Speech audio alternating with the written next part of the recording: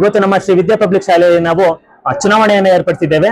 ನಾವು ಮಕ್ಕಳಿಗೋಸ್ಕರ ಈ ಚುನಾವಣೆಯನ್ನು ಬಹಳ ವ್ಯವಸ್ಥಿತವಾಗಿ ಮತ್ತು ತುಂಬಾ ಅದ್ದೂರಿಯಾಗಿ ಮಾಡ್ತಾ ಇದ್ದೇವೆ.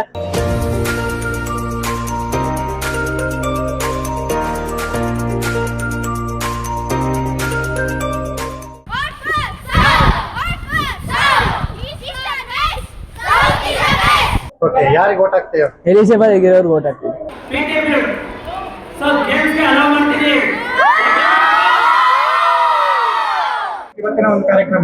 ಎಲ್ರಿಗೂ ನಮಸ್ಕಾರ. ಇವತ್ತು ನಮ್ಮ ಶ್ರೀ ವಿದ್ಯಾ ಪಬ್ಲಿಕ್ ಶಾಲೆಯಲ್ಲಿ ನಾವು ಚುನಾವಣೆಯನ್ನು ಏರ್ಪಡಿಸಿದ್ದೇವೆ. ನಾವು ಮಕ್ಕಳಿಗೋಸ್ಕರ ಈ ಚುನಾವಣೆಯನ್ನು ಬಹಳ ವ್ಯವಸ್ಥಿತವಾಗಿ ಮತ್ತು ತುಂಬಾ ಅದ್ದೂರಿಯಾಗಿ ಮಾಡ್ತಾ ಇದ್ದೇವೆ.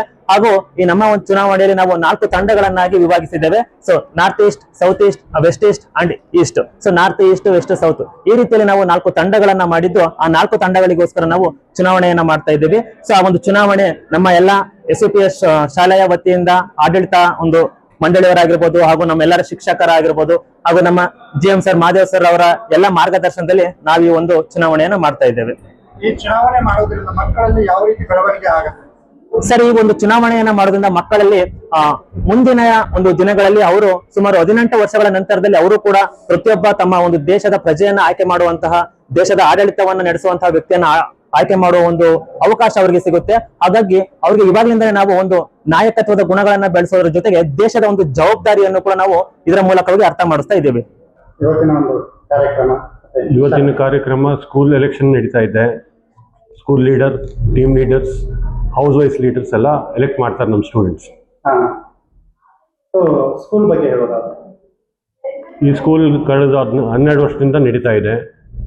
ಈ ಬರೋ ವರ್ಷ ನಾವು ಇದನ್ನ CBSE ಮಾಡ್ತೀವಿ. ಇಲ್ಲಿವರೆಗೂ ಸ್ಟೇಟ್ ನಡೀತಾ ಇತ್ತು. ಬರೋ ವರ್ಷ ಇದನ್ನ CBSE ಮಾಡ್ತೀವಿ. ಸೊ ಈ ಎಲೆಕ್ಷನ್ ನಾಯಕತ್ವದ ಗುಣ ಮಕ್ಕಳಿಗೆ ಒಂದು ಹೊಸ ರೀತಿಯ ಪ್ರಯೋಗ ಅಂತ ಹೇಳ್ಬೋದು.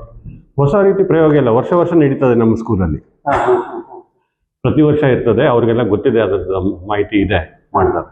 ಈ ಎಲೆಕ್ಷನ್ ಶಾಲೆಗಳಲ್ಲಿ ಮಾಡೋದ್ರಿಂದ ಏನು ಉಪಯೋಗ ಆಗುತ್ತೆ?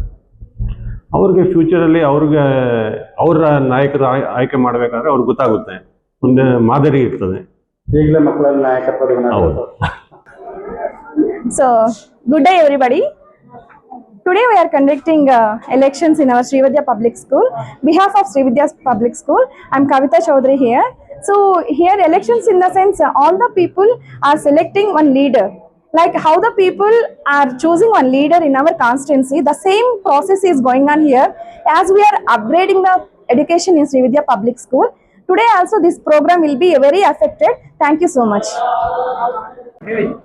नमस्ते सभी को। श्री विद्या पब्लिक स्कूल में हमने आज चुनाव का आयोजन किया गया है। ये इस प्रक्रिया को करने का एक ही मकसद है ताकि बच्चे जान सके कि यदि हम समाज में अच्छा प्रतिनिधि को चुनते हैं तो उससे हमें क्या फ़ायदा होता है, चुनाव की प्रक्रिया क्या होती है और क्या क्या नियम हमें ध्यान में रखने चाहिए। धन्यवाद। ಏನ್ ನಡೀತಾ ಇದೆ ಇವಾಗ ನಿಮ್ಮ ಸ್ಕೂಲಲ್ಲಿ? ನಮ್ಮ ಸ್ಕೂಲಲ್ಲಿ ಎಲೆಕ್ಷನ್ ನಡೀತಿದೆ ಸರ್. ಏನ್ ಎಲೆಕ್ಷನ್, ಎಷ್ಟು ಪಾರ್ಟಿ ಇದೆ, ಯಾರಿಗೆ ವೋಟ್ ಹಾಕ್ತೀಯಾ? Sir head boy, head girl, vice captain, group captains ಮತ್ತೆ ಸ್ಪೋರ್ಟ್ಸ್ ಕ್ಯಾಪ್ಟನ್, ವೈಸ್ ಕ್ಯಾಪ್ಟನ್ ಇದ್ದಾರೆ ಸರ್. ಓಕೆ, ಯಾರಿಗೆ ವೋಟ್ ಹಾಕ್ತೀಯಾ? ಎಲಿಜಿಬಲ್ ಆಗಿರೋರು ವೋಟ್ ಹಾಕ್ತೀವಿ. ಯಾರಿಗಂತ ಹೇಳಲ್ಲ? ಇಲ್ಲ ಸರ್. ಏನ್ ಅನಿಸ್ತಾ ಇದೆ ಇದು ನೋಡ್ಬಿಟ್ರೆ? ಎಲ್ಲರೂ ಈ ನಿಂತಿರೋ ಕ್ಯಾಂಡಿಡೇಟ್ಗಳೆಲ್ಲ ಎಲಿಜಿಬಲ್ ಆಗಿದ್ದಾರೆ. ಅವರಲ್ಲಿ ಯಾರು ಒಬ್ರು ಬೆಸ್ಟ್ ಆಗಿರೋರನ್ನ ಚೂಸ್ ಮಾಡೋದು. Our school is very good compared to last year. It is better and teachers are coordinating with us and their teachings are becoming better than before and even children are becoming great in their studies and sports.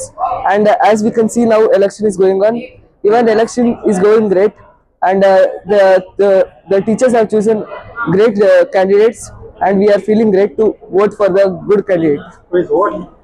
We are not going to say who for whom we are going to vote.